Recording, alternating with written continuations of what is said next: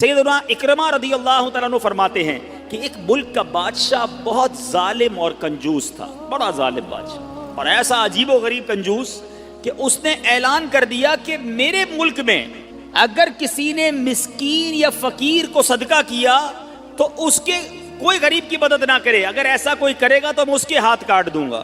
یعنی خود غریب کی مدد بھی نہیں کرنی اور پورے ملک میں بھی کوئی غریب کی مدد نہ کرے۔ بڑا عجیب و غریب اعلان تھا۔ اچھا جناب، اب ایک خاتون تھی، لوگ تو خوف سے ڈر گئے تھے، کوئی صدقہ نہیں دے رہا تھا، کوئی خیرات نہیں دے رہا تھا۔ ایک دن فقیر مجبور ہو کر ایک عورت کے پاس آیا اور کہا مجھے اللہ کے راہ میں کچھ دو، میں بہت بھوکا ہوں، کھانے کے لیے کچھ نہیں۔ وہ عورت نے بھی بادشاہ کا اعلان سنا ہوا تھا، وہ بھی ڈری ہوئی تھی، اس نے بھی صدقہ دینے سے اس نے سوچا کہ صدقہ دوں گی تو میرے بھی ہاتھ کٹ جائیں گے، لیکن فقیر نے کہا مجھے اللہ عز و جل کی رضا کی خاطر کچھ تو کھانے کو دے دو۔ وہ التجا کرتا رہا، آخر اس عورت کے دل میں رحم آ گیا، اس عورت نے اس فقیر کو صدقہ دے دیا، کھانے کو دے دیا۔ اب 2 روٹیاں دی اسے کھانے کو، فقیر روٹیاں لے کر دعائیں دیتا ہوا چلا گیا۔ بادشاہ کو پتہ چل گیا کہ ملک میں ایک ایسی عورت ہے جس نے کسی فقیر کو صدقہ دیا۔ اس نے اپنے بندے بھیجے اور اس خدا ترس رحم دل عورت کے دونوں ہاتھ کاٹ دیے گئے، اس کے دونوں ہاتھ کٹ گئے۔ اب میٹھے اسلامی بھائیوں، کچھ عرصے کے بعد بادشاہ نے اپنی والدہ سے کہا کہ مجھے اپنی مملکت کی سب سے حسین لڑکی سے شادی کرنی ہے۔ اس کی ماں نے جب معلومات کروائی تو پتہ چلا پورے ملک میں ایک لڑکی سب سے زیادہ حسین ہے، مگر اس میں ایک خامی یہ ہے کہ اس کے دونوں ہاتھ نہیں ہیں۔ اس نے بادشاہ سے کہا، بادشاہ نے لڑکی کو دیکھا، اسے پسند آئی، اس سے شادی کر لی اور وہ عورت اب ملکہ بن گئی۔ جس نے 2 روٹیاں صدقہ کی، ہاتھ کٹ گئے، اب وہ بادشاہ کی زوجہ بن گئی۔ بڑی زندگی آرام سے گزرنے لگی، مگر ایک اور امتحان اس کی زندگی میں باقی تھا۔ پھر کیا ہوا کہ کیونکہ اور بھی اس کی بیویاں تھیں بادشاہ کی، نئی نویلی دلہن کے ساتھ بادشاہ بہت وقت گزارتا، بڑی نوازشات کرتا، دوسری جو بیویاں تھیں وہ حسد کرتی تھیں۔ ایک مرتبہ بادشاہ طویل عرصے کے لیے ملک سے باہر گیا تو بادشاہ کی بیویوں کو اچھا موقع ملا، انہوں نے بادشاہ کو خط میں لکھا کہ تمہارے پیچھے تمہاری جو بیوی ہے، نئی دلہن جو ہے، وہ برے کام کرتی ہے، اس کا کردار اچھا نہیں۔ بادشاہ نے بغیر کسی تحقیق کے حکم دے دیا کہ میری بیوی کو اٹھایا جائے اور جنگل میں پھینک دیا جائے، محل سے نکال کر جنگل میں پھینک دو۔ اب وہ عورت جنگل میں پہنچ گئی، بیابان جنگل تھا، اس کا ایک بیٹا بھی ہو گیا تھا بادشاہ سے۔ اب اتنی دیر میں میرے میٹھے اسلامی بھائیوں، وہ عورت اس جنگل میں نہر میں پانی پینے کے لیے جھکی تو اس کے ہاتھ سے وہ بچہ بھی پانی میں گر گیا، زور زور سے رونے لگی، بچہ بھی پانی میں ہے، دونوں ہاتھ بھی نہیں ہیں، پکارے تو کسے پکارے؟ اچانک 2 خوبصورت نوجوان آئے، انہوں نے کہا آپ کیوں رو رہی ہیں؟ کہا میرا بچہ پانی میں چلا گیا ہے۔ اس نے فوراً اس نوجوان نے آگے جا کر اس بچے کو پانی سے نکالا، کہا اور آپ کو کچھ چاہیے تو بتائیے، کوئی اور آپ کی خواہش ہو تو بتائیے، کچھ اور آپ دعا کرنا چاہیں تو۔ اس عورت نے کہا کہ میرے ہاتھ مجھے واپس مل جائیں۔ ان نوجوانوں نے دعا کی، اللہ تعالیٰ نے دونوں ہاتھ بھی اسے واپس کر دیے۔ اب ان نوجوانوں نے اس عورت کو کہا کہ آپ جانتی ہیں ہم کون ہیں، ہم دونوں کون ہیں؟ تو عورت نے کہا میں تو نہیں جانتی، البتہ یہ معلوم ہے آپ کی برکت سے میرا بچہ بھی مل گیا، میرے ہاتھ بھی واپس آ گئے۔ وہ 2 نوجوان کہتے ہیں ہم تیری وہی 2 روٹیاں ہیں جو تو نے غریب سائل کو دی تھی۔ صدقہ اللہ کی راہ میں خرچ کرنا کب کہاں کام آتا ہے۔ اس عورت کو 2 روٹیوں کے بدلے 20 روٹیاں نہیں ملیں، حضرت رابعہ بصریہ کو 20 روٹیاں ملی تھیں۔ ہو سکتا ہے کوئی کیلکولیشن کرنے والا کہے یار میں 1000 روپے دوں گا 1 لاکھ روپے مل جائیں گے، نہیں ملے، مگر اس کو ہاتھ واپس مل گئے، بچہ واپس مل گیا۔ کیا معلوم مجھ پر اور آپ پر کوئی بلا آنے والی ہو، کوئی مصیبت آنے والی ہو، کوئی بیماری آنے والی ہو، اگر اللہ کی راہ میں صدقہ دیں، کسی غریب کی مدد کریں اور اس کے دل سے دعا نکلے اور اللہ کریم ہم سے وہ مصیبت کو ٹال دے تو اے میرے میٹھے اسلامی بھائیوں، حضرت منصور بن عمار رحمۃ اللہ تعالی علیہ ایک روز واز فرما رہے تھے تو کسی حقدار نے 4 درہم کا سوال کیا۔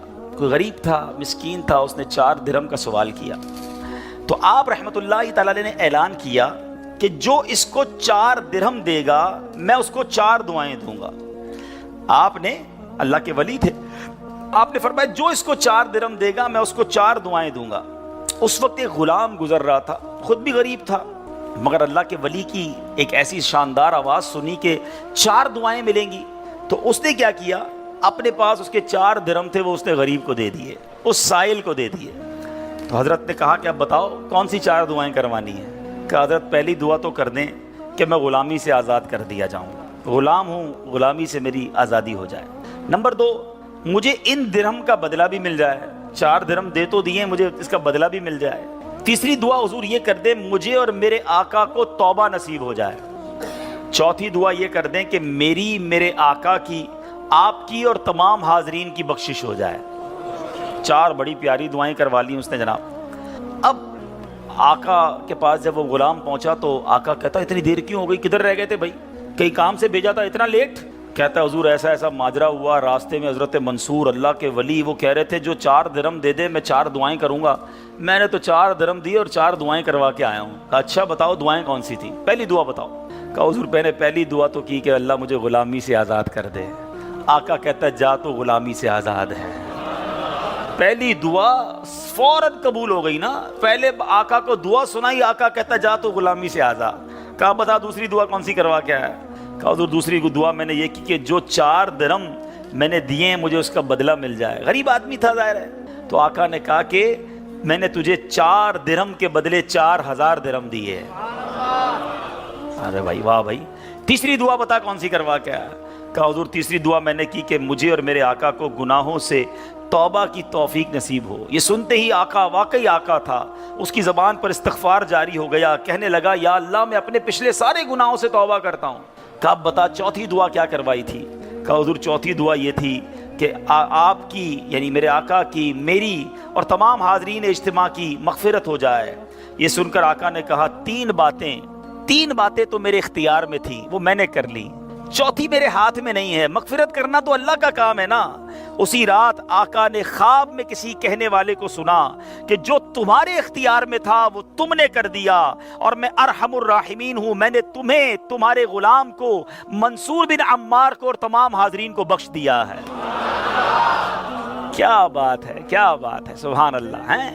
یہ میرے میٹھے اسلامی بھائیوں، یہ واقعہ جو ہے یہ کتنی زبردست موٹیویشن ہے کہ ہمیں نہیں پتا ہوتا، کسی غریب کی مدد کر کے، کسی محتاج کی مدد کر کے، کسی پریشان حال بندے کی مدد کر کے ہم کبھی کبھی ایسی دعا لے لیتے ہیں کہ ہمیں اندازہ بھی نہیں ہوتا، اور وہ ایسی دعا دے دیتا ہے کہ بگڑی بن جاتی ہے، مشکلیں ٹل جاتی ہیں۔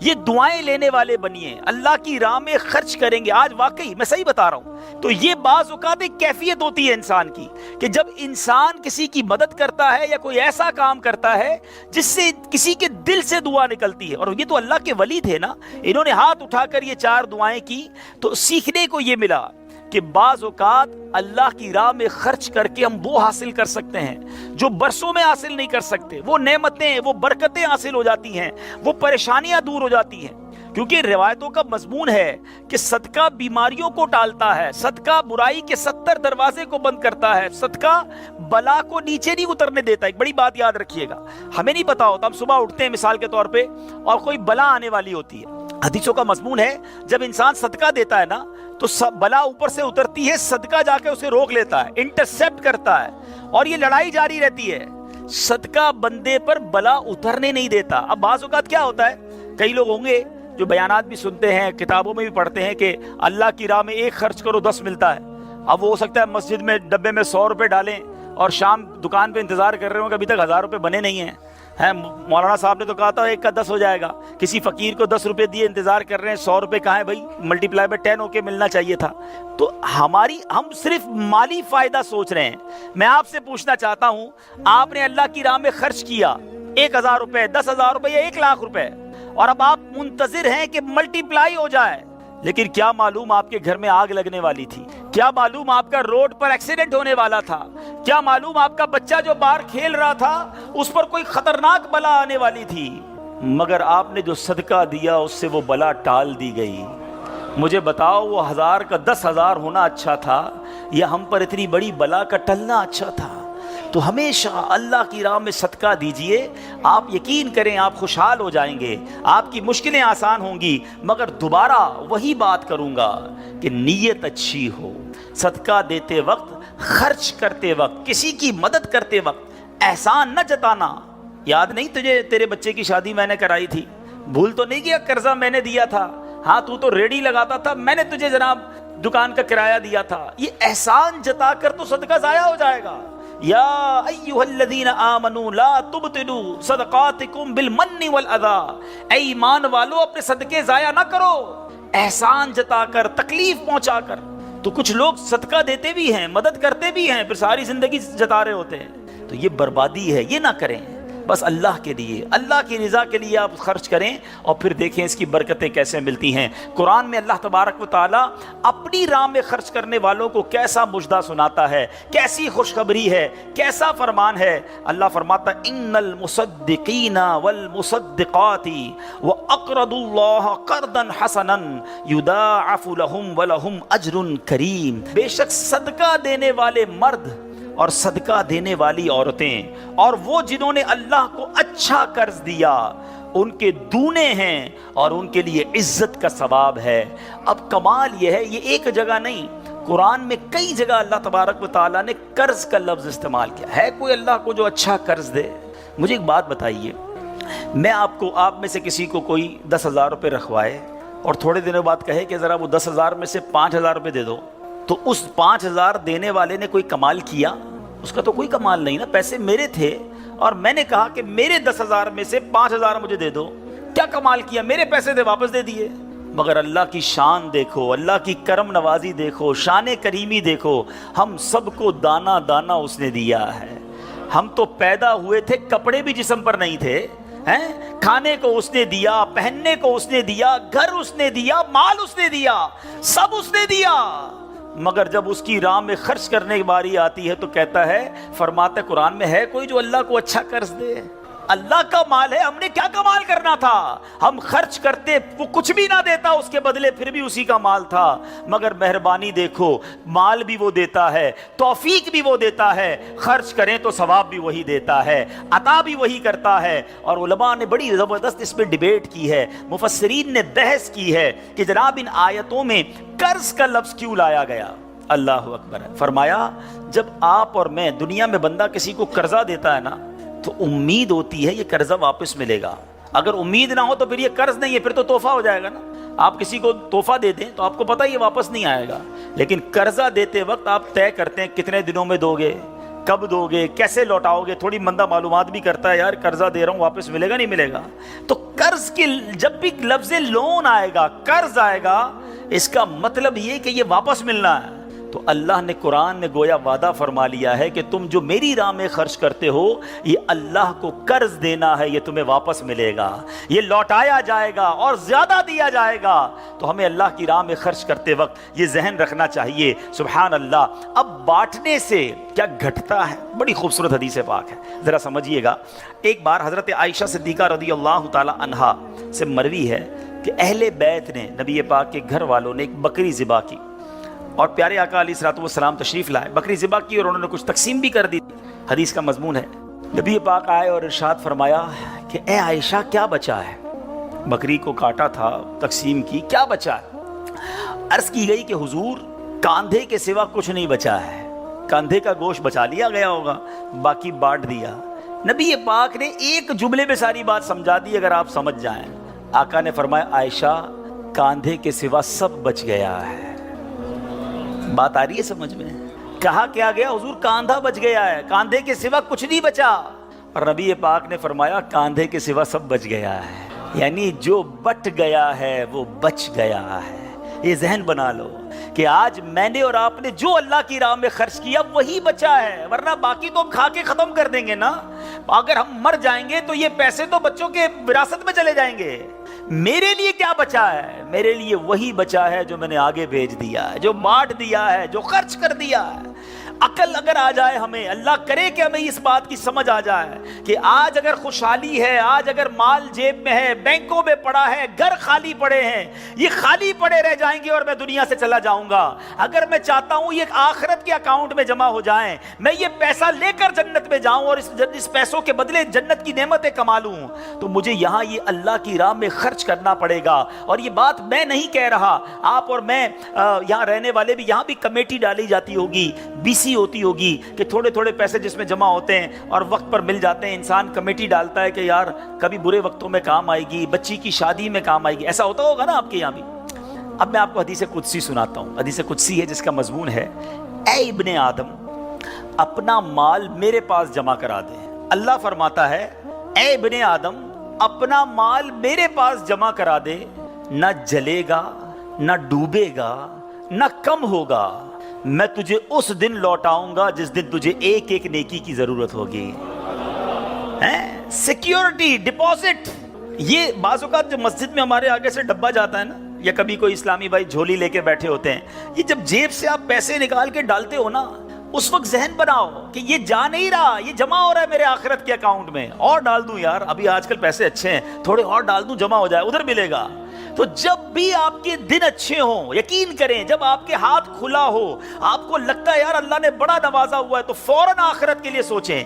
جیسے ہی زیادہ پیسے آتے بندہ سوچتا ہے نا یار آج کل اچھے پیسے ہو گئے, کوئی اچھی جگہ پر گھر لے لیتے ہیں, چلو بچوں کو لے کے کہیں سیر کرانے جاتے ہیں. آپ اپنے پیسے کو دنیا میں انجوائمنٹ کے لیے جب یوز کر رہے ہیں تو اسی پیسے کو آخرت کی انجوائمنٹ کے لیے, آخرت کی لگزریز کے لیے, آخرت کی نعمتوں کے لیے استعمال کرنے کا ذہن بنائیں اور دیتے چلے جائیں. میں یہاں ایک مشورہ بھی دینا چاہوں گا, بالخصوص میرے بزرگوں کو, اللہ نے جن کو نوازا ہے, بلکہ میں کہتا ہوں تھوڑے پیسے بھی ہیں نا, یہ میرا مشورہ یاد رکھ لو. اور یہ امیر علیہ سنت نے ایک بار مدنی مذاکرے میں بھی فرمایا تھا. ہم نے الحمدللہ تحدیث نعمت کے لیے عرض کرتا ہوں, الحمدللہ میری والدہ مرحومہ نے, میرے والد صاحب نے, میں نے خود بھی, ہمارے گھر والوں نے, ہم نے اس طریقے پر عمل کیا اور اس کی برکتیں پائی ہیں. تو اچھی نیت سے میں آپ کو بتاتا ہوں کہ ہم دیکھیں دنیا میں ہیں, ٹھیک ہے, ہم نے بہت سارے ایسے جنازے پڑھے ہیں, ایسے سویم میں بھی گئے ہیں, 40ویں میں بھی گئے ہیں, اور جا کے ہم نے مرحوم کے بچوں کو کہا ہے کہ دیکھیں آپ کے ابو جان چلے گئے دنیا سے, کروڑوں روپے چھوڑ کر گئے ہیں,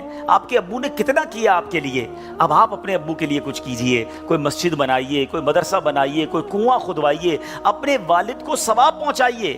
تو وہ بیٹا جس کے لیے باپ نے زندگی گزار دی, کروڑوں اربوں روپے چھوڑ کر گیا, وہ کہتا ہے ابھی تو ہاتھ بڑا ٹائٹ ہے, تو ابھی بعد میں کریں گے, تو بعد میں دیکھ لیں گے, اور ہم دیکھتے ہیں اس کے بعد مرحوم کے لیے بظاہر کچھ نہیں کیا جاتا. تو آج مجھے اور آپ کو اپنی فکر خود کرنی ہے. اگر آپ نے پیسے کمائے ہیں نا, آپ نے مکان بنائے ہیں, آپ نے جائیدادیں بنائی ہیں, تو اپنی فکر خود کیجئے. اس کے دو طریقے ہیں. ایک طریقہ اپنی زندگی میں ہی انہوں نے ماشاءاللہ یہ مسجد بنا دی, مدرسہ بنا دیا, بہت اچھی بات ہے, یا تو یہ کر لیں. اور اگر یہ نہیں کر پا رہے تو دوسرا طریقہ بتاتا ہوں جو بڑا آسان ہے. وہ یہ ہے کہ انسان کو شریعت نے یہ اختیار دیا ہے کہ آپ اپنی وصیت کر جائیں, اور وصیت میں 30% آپ وصیت کر سکتے ہیں کہ آپ کے چھوڑے گئے مال میں سے 30% کسی نیکی کے کام میں خرچ کر دیا جائے, آپ کے لیے صدقہ جاریہ کے لیے خرچ کر دیا جائے. بھائیوں والا مشورہ ہے, آپ عمل کریں نہ کریں, کہ اگر زندگی میں یہ وصیت کر دیں کہ میرے مرنے کے بعد جو بھی میرا مال بچے گا اس میں سے 30% جو ہے وہ دعوت اسلامی کو یہ کہہ کر دیا جائے کہ میرے لیے صدقہ جاریہ کے لیے مسجد, مدرسہ, جامعہ, کوئی ایسا کام کر دو کہ قیامت تک مجھے سچ ثواب ملتا رہے. مجھے بتاؤ مرنے کے بعد آپ کا مال 70% تو بچوں کے لیے بچے گا نا, 30% تو اپنے ساتھ لے جاؤ, اپنی جنت بنا لو. ورنہ ہوتا یہ ہے کہ ساری زندگی والد نے محنت کی, محنت کرتے کرتے بوڑھا ہو گیا, لاکھوں کروڑوں روپے کی جائیدادیں چھوڑ کر گیا, اور مرنے کے بعد خاندان میں کوئی ایصال ثواب, کوئی خرچ کرنے کے لیے تیار نہیں ہے. تو دو چیزیں یاد رکھیں, ایک تو زندگی ہی میں اپنے لیے ثواب جاریہ والے کام کر لیں. اللہ کی رحمت سے دعوت اسلامی ساری دنیا میں مسجدیں بنا رہی ہے, ماشاءاللہ ایسے کئی کام ہو رہے ہیں جو قیامت تک چلنے والے ہیں. آپ اپنی زندگی میں اپنے لیے وہ کام کر لیجئے. اور اگر ایسا نہ بھی کر سکیں اور کر بھی لیا ہو تو وصیت کرنے میں تو کوئی حرج نہیں ہے کہ مرنے کے بعد تو میرا مال میرے پاس رہنا ہی نہیں ہے, تو کیوں نہ وہ میرے ساتھ جنت میں مجھے کام آ جائے. اور آج بھی صدقہ کیسی کیسی پریشانیوں اور بیماریوں کو دور کرتا ہے. اللہ اکبر. ایک اور ایمان افروز واقعہ سناتا ہوں کہ ایک بار حضرت عیسیٰ علیہ نبینا علیہ الصلوۃ والسلام کے زمانے میں ایک دھوبی تھا جو لوگوں کے کپڑے آپس میں تبدیل کر دیتا تھا, یعنی لوگوں کے کپڑے ملا دیتا. لوگ بڑے پریشان تھے اس سے. تو لوگوں نے حضرت عیسیٰ علیہ الصلوۃ والسلام کو اس کے متعلق بتایا. تو آپ نے اللہ عز و جل کی بارگاہ میں دعا کی کہ اے اللہ اس کو ہلاک فرما دے. اللہ کے نبی نے ایک ایسے شخص کے لیے دعا کی کہ یا اللہ اس کو ہلاک کر دے, تیرے بندے اس سے بڑے پریشان ہیں. ایک روز وہ دھوبی بالکل اسی معمول میں نکلا. اس کے پاس 3 روٹیاں تھیں. ایک سائل آیا, ایک فقیر آیا, اور اس نے کہا کہ اللہ کے لیے مجھے روٹی دے دو. تو آپ نے اس دھوبی نے ایک روٹی اس سائل کو دے دی.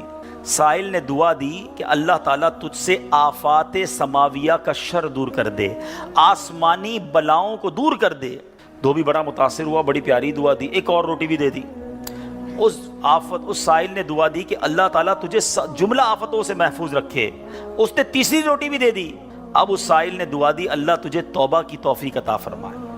اب اس دوران ایک بڑا سانپ اس کی گٹھڑی میں داخل ہو چکا تھا، کیونکہ حضرت عیسیٰ نے دعا کی تھی اس کو ہلاکت کی۔ ایک بڑا سا سانپ جو ہے اس کی کپڑوں کی گٹھڑی میں داخل ہو چکا تھا۔ جب دھوبی نے کپڑے لینے کا ارادہ کیا تو اس سانپ نے اسے ڈسنا چاہا، ایک فرشتے نے اسی وقت سانپ کو لوہے کی لگام ڈال دی اور دھوبی سلامتی کے ساتھ واپس آ گیا۔ لوگوں نے حضرت عیسیٰ علیہ السلام سے کہا کہ یا روح اللہ، آپ نے دعا کی تھی، یہ بندہ تو ایسے ہی ہٹا کٹا گھوم رہا ہے، بالکل ٹھیک، کچھ مسئلہ ہی نہیں ہوا اس کے ساتھ، سلامت۔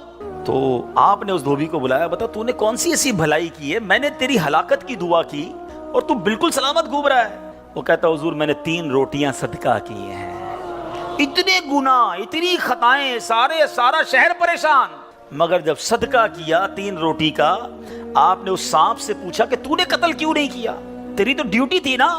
تو سانپ کہتا ہے اے اللہ کے نبی، اللہ نے آپ کی دعا تو قبول فرما لی، مجھے ہلاک کرنے کے لیے بھیج بھی دیا، مگر جب اس دھوبی نے ایک سائل کو صدقہ دیا تو ایک فرشتے نے مجھے لوہے کی لگام ڈال کر روک لیا۔ اب وہ دھوبی بھی سارا واقعہ سن رہا تھا کہ اتنے گناہ ہیں، سامنے ایک چھوٹا سا صدقہ کیا، میری ہلاکت رک گئی۔ اس دھوبی نے بھی توبہ کر لی، اپنے گناہوں سے تائب ہو گیا۔ کیا سیکھنے کو ملا؟ صدقہ بلاؤں کو ٹالتا ہے، صدقہ مصیبتوں کو ٹالتا ہے، صدقہ عمر میں برکت لاتا ہے۔ ایک بار حضرت داؤد علیہ نبینا علیہ السلام کے پاس ایک شخص تھا اور وہ حضرت ملک الموت آئے اور اس کو بڑا گھور کے دیکھنے لگے۔ تو تھوڑی دیر کے بعد ملک الموت تو چلے گئے، تو آپ نے اس شخص نے کہا کہ حضور یہ کون تھا جو مجھے گھور رہا تھا؟ آپ نے کہا ملک الموت تھے۔ ملک الموت سے پوچھا کہ تم کیوں گھور رہے تھے؟ کہا کہ یہ بندے کی اب 3 دن زندگی رہ گئی ہے، اب 3 دن کے بعد یہ دنیا سے چلا جائے گا۔ تھوڑے دن ہوئے تو وہ بندہ گھوم رہا ہے، پھر رہا ہے آپ کے سامنے، ملک الموت آیا، آپ نے کہا تم نے تو کہا تھا 3 دن میں اس کی روح قبض کرنی، یہ تو بالکل ٹھیک ہے، کوئی مسئلہ ہی نہیں۔ کہا حضور 3 دن ہی باقی تھے، میں نے روح قبض کرنے پہنچنا تھا، جس دن پہنچنا تھا اس دن یہ بندہ گھر سے باہر نکلا، ایک غریب نے صدا لگائی، ایک فقیر نے پکارا، اس نے 20 درہم اس کو دیے، اس فقیر نے اس کو دعا دی، اللہ نے وہ دعا ایسی قبول کی کہ ہر درہم کے بدلے اس کی عمر میں 1 سال کا اضافہ فرما دیا، 20 سال عمر بڑھ گئی ہے اس کی۔ اب ذرا سوچئے میٹھے اسلامی بھائیوں، ایسے کئی واقعات ہیں، کئی باتیں بتا دی جاتی ہیں، کئی باتیں پتہ نہیں ہوتی، ہو سکتا ہے ہماری بھی آخری وقت آنے والا ہو، اللہ نے کسی کی دعا سے بڑھا دیا ہو، ہمارا بھی کوئی برا وقت آنے والا ہو، کوئی اللہ نے نیکی کروا دی، ہم بچ گئے ہوں، تو کرتے رہا کرو نیکی، جچاؤ نہ، دکھاؤ نہ، بتاؤ نہ، کرتے رہا کرو۔ اللہ کریم ہے، وہ نیکوکاروں کا اجر ضائع نہیں کرتا، وہ ضرور عطا فرماتا ہے، اور کیسے عطا فرماتا ہے۔ ایسے ایسے واقعات ہیں کہ سنے تو ایمان تازہ ہو جاتا ہے۔ مثال کے طور پہ حضرت سیدنا حبیب عجمی رحمۃ اللہ تعالی علیہ کے دروازے پر ایک سائل نے دستک دی، تو آپ کی زوجہ محترمہ جو ہے وہ آٹا گوندھ کے رکھا تھا اور پڑوس سے آگ لینے گئی تھی۔ پہلے زمانے میں لکڑی وغیرہ آگ کے لیے لینی ہوتی تھی، آٹا گوندا ہوا تیار تھا، آپ نے وہی آٹا اٹھایا اور اس سائل کو دے دیا۔ آپ کی زوجہ آئیں کہ آٹا کدھر گیا؟ کہ غریب آیا تھا، اس کو ضرورت تھی، میں نے گوندا ہوا آٹا دے دیا۔ بولے بہت اچھا کیا، مگر ہم نے بھی تو کھانا ہے نا، ہمارے لیے تو کچھ نہیں چھوڑا، آپ نے سارا ہی دے دیا۔ اب تھوڑی دیر ہوئی تو کیا ہوتا ہے کہ دروازے پر دستک ہوتی ہے، ایک بندہ ایک بہت بڑا تھال لے کر پکی ہوئی روٹیاں بھی لاتا ہے اور سالن بھی لاتا ہے۔ آپ اپنی زوجہ سے کہتے ہیں دیکھ لو، دیا آٹا تھا، روٹیاں بھی پکے آ گئیں، ساتھ سالن بھی آ گیا ہے۔ تو یہ بلیف ہوتا تھا، اللہ والوں کا یقین ہوتا تھا کہ یہ خرچ کیا ہے، یہ ملنا ہی ملنا ہے۔ اللہ کرے کہ ہم اللہ کی راہ میں بس خرچ کرنے والے، صدقہ دینے والے، اللہ کی راہ میں دل کھول کر خرچ کرنے والے بن جائیں۔ ڈھونڈیے آپ کے پڑوس میں کوئی پریشان ہوگا، تلاش کیجئے آپ کے رشتہ داروں میں کوئی غریب پریشان ہوگا، آپ کے دوستوں میں پریشان ہوگا۔ اچھا ایک اور بات بتاؤں، جو واقعی صحیح معنوں میں سفید پوش ہوتے ہیں نا، وہ بولتے نہیں ہیں کسی کو۔ آپ کہیں گے یار کسی دوست نے تو کچھ مدد مانگی نہیں ہے، رشتہ دار تو کوئی آیا ہی نہیں گھر پہ، پڑوسی نے تو کبھی کچھ نہیں کہا، وہ کہیں گے نہیں۔ آپ ڈھونڈیے، تلاش کیجئے، جنت میں گھر چاہیے نا۔ مثال دیتا ہوں، آپ کو کوئی یہ کہے کہ جناب کسی پریشان حال کو ڈھونڈ کر 1000 روپے دو اور اس کے بعد فلاں بینک سے 1 لاکھ روپے لے لو، تو پھر پریشان حال فوراً مل جائے گا۔ سیدھا سیدھا ابھی ڈھونڈتا ہوں جناب 1000 کیوں 2000 دوں گا تو 2 لاکھ نہیں ملیں گے؟ تو بندہ یہ کہے گا نا، تو آپ کو سامنے نفع نظر آئے تو سب پریشان حال بھی مل جائے گا۔ اللہ کے بندوں، جنت میں محل کا وعدہ ہے، ڈھونڈیے نا۔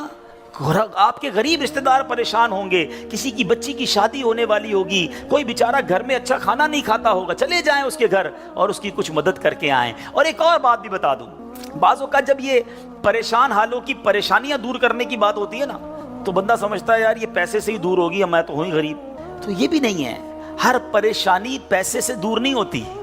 اگر پریشانیوں کا حل پیسہ ہوتا تو دنیا میں کوئی مالدار پریشانی نہ ہوتا، اس کو پریشانی آتی پیسے خرچ کرتا، پریشانی دور کر دیتا۔ ایسا نہیں ہے، ہر پریشانی کا مداوا، ہر پریشانی کا سولوشن پیسہ نہیں ہے۔ آپ کو یہ نہیں کہا گیا کہ جو مالی مدد کرے گا اسے جنت میں محل دیا جائے گا۔ جو کسی مسلمان کی پریشانی دور کرے، بعض اوقات حوصلہ دینے سے پریشانی دور ہو جاتی ہے، ہمت دلانے سے پریشانی دور ہو جاتی ہے۔ یار گھبرانا نہیں، میں تمہارے ساتھ ہوں، ٹینشن مت لینا، میں بیٹھا ہوں۔ بیمار ہے، اس کے گھر چلے گئے، تھوڑی دیر اس کے ساتھ بیٹھے، اسے ڈاکٹر کے پاس لے گئے، کسی کا بیچارے کا کوئی معاملہ ہے تو ساتھ جا کر وہ معاملہ حل کروا دیا۔ یہ کبھی کبھی کچھ اچھے میٹھے بول بھی پریشانی دور کر دیتے ہیں، لیکن ہمیں اچھے بول بھی تو آنے چاہیے، مسکرانا بھی تو آنا چاہیے، حوصلہ دینے بھی تو آنا چاہیے۔ سیدی اعلیٰ حضرت امام اہل سنت کمال کی بات لکھتے ہیں، آپ فرماتے ہیں شربت نہ دیں نہ دیں، کریں بات لطف سے۔ شربت نہیں پلانا، نہ پلاؤ، اچھی بات تو کر لو یار۔ شربت نہ دیں نہ دیں، کریں بات لطف سے، یہ شہد ہو تو پھر کسے پرواہ شکر کی ہے۔ بعض اوقات مسکرا کر مل لینا بندے کے دکھ دور کر دیتا ہے۔ چند اچھی باتیں، ہمیں آ کر کوئی کہتا نا یار بڑی بیمار ہوں، پریشان ہوں، اچھا چلو ٹھیک ہے یار اب کل سے ٹائم پہ آ جانا۔ ارے اللہ کے بندے، اس نے اپنی پریشانی بتائی، تھوڑا اس سے ہمدردی تو کریں۔ اچھا کیا ہو گیا، خیر تو ہے، کیسے بیمار ہو گئے، ڈاکٹر کو دکھایا کہ نہیں، میری ضرورت ہے تو بتائیں، کوئی کام ہو تو بتائیں۔ آپ نے پیسے دیے ان 5 جملوں میں؟ نہیں دیے نا، مگر کیا بتاؤ اس کا درد کم نہیں ہو گیا ہوگا، اس کو حوصلہ نہیں مل گیا ہوگا۔ یاد رکھو میٹھے اسلامی بھائی، یہ جو الفاظ ہیں نا، ہماری باتیں ہیں، یہ الفاظ زخم پر مرہم کا کام بھی کرتے ہیں، اور یہی الفاظ زخم پر نمک کا کام بھی کرتے ہیں۔ ہم بعض اوقات کسی کے زخموں پر نمک چھڑک دیتے ہیں، وہ پریشان ہے، تکلیف میں ہے، مصیبت میں ہے، اور اس کو ایسا جملہ کہہ دیتے ہیں کہ اس کی پریشانی بہت بڑھ جاتی ہے۔